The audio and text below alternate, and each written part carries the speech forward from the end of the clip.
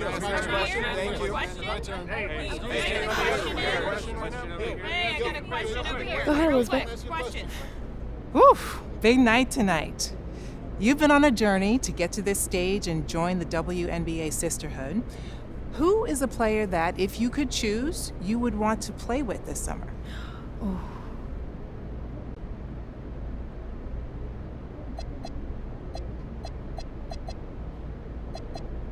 Look, Caitlin Clark changed the game. Hmm?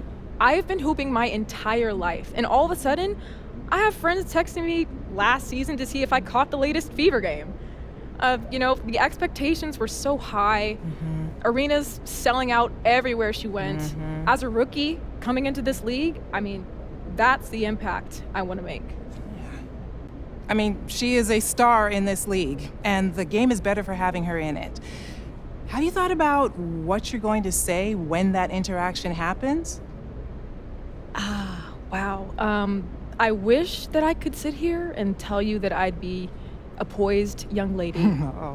But she actually came and gave a talk at my school one year, and to be really honest with you, I can't tell you a word she said. I just couldn't hear her over the sounds of my internal screams. Just like one big loud scream, just on a loop the entire time. So yeah, I'm not super optimistic about keeping my cool. But I would love to ask for a jersey or a signature or something, though. That'd be awesome. Yeah, I'm sure you'll be absolutely fine. Thank you. On another note, the league is at a fascinating growth point right now, with viewership skyrocketing.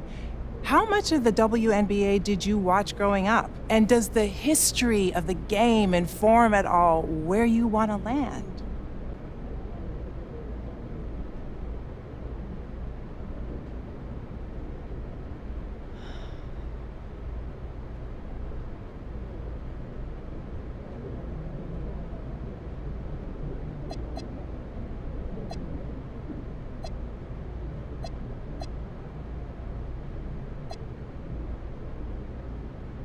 Okay.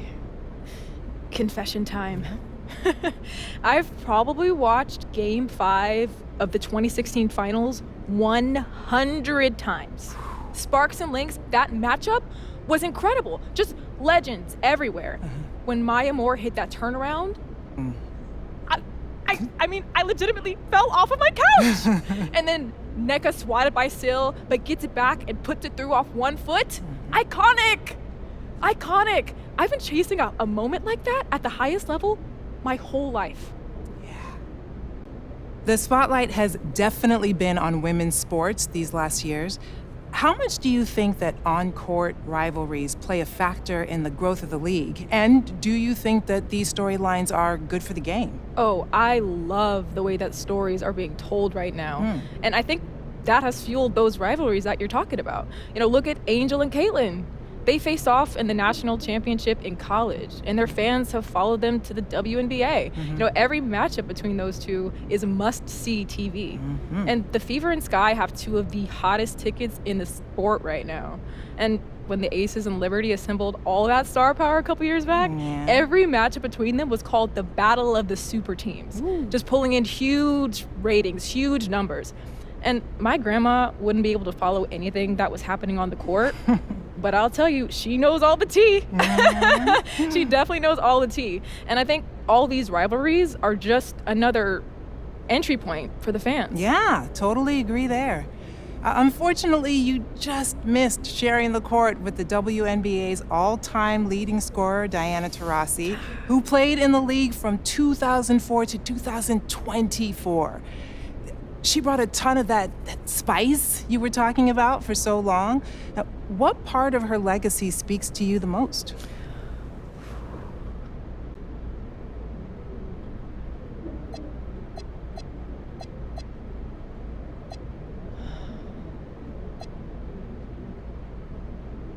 DT is a 3-time WNBA champion, a 3-time NCAA champion, 6 golds with Team USA. So much of legacy is beyond your individual stats, but what you accomplished as a team. And her success is undeniable. She is synonymous with winning and forever will be. honestly, how could you wish for anything more than that? True. For the fans who might not know you yet, what do they need to know, either on or off the court?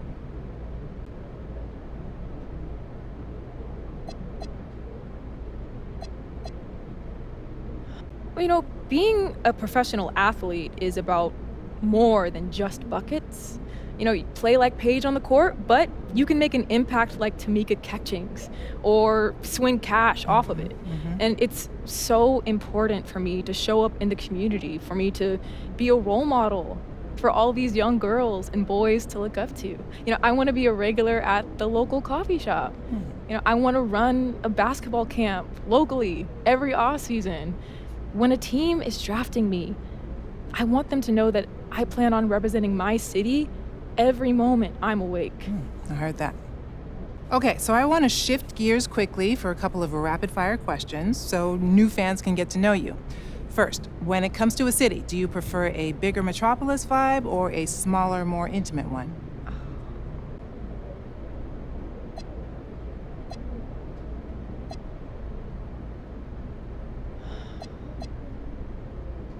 I grew up in a town where everybody knew everybody else.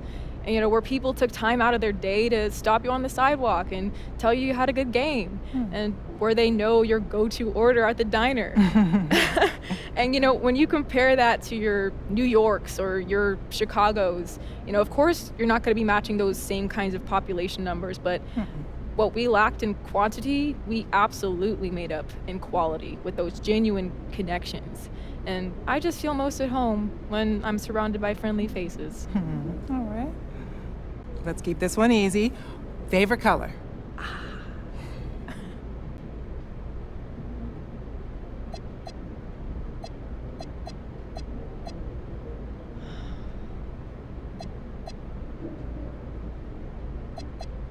Ooh, purple. It's got this royal vibe, like this air of importance. And every time I rock something in that color, it fills me with confidence. And when you think about the WNBA, you think Lisa Leslie, Brittany Griner, Chicha Penachero. A lot of legacy in that color. That's right. Know what I mean? Okay, how about this? On a day when you've got nothing scheduled and you can just relax on the couch, what is your go-to cheat meal?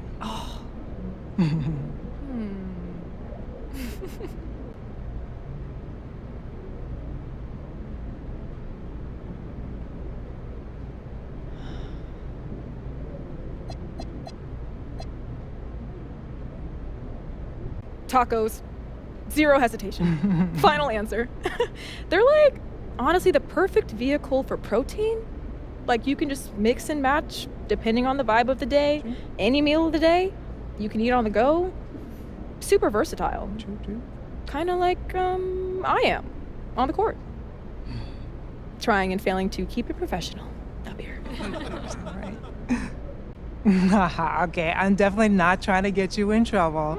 Okay, let's bring it on back to basketball. Let me ask you, does it matter to you where you're selected in the draft order?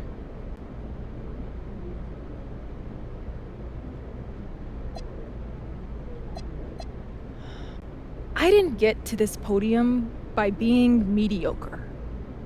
I'm not saying this to sound cocky, but that's just a matter of fact. Club, high school, college, everything was a battle to get to this spot, to put my hard work on display at the highest level of competition. So I'd be lying if I said that it didn't matter to me, because I've risen to every challenge I faced. Put me on any team, and I will put everything I am into creating a winning culture because, well, that's just what I do. All right. Thank you.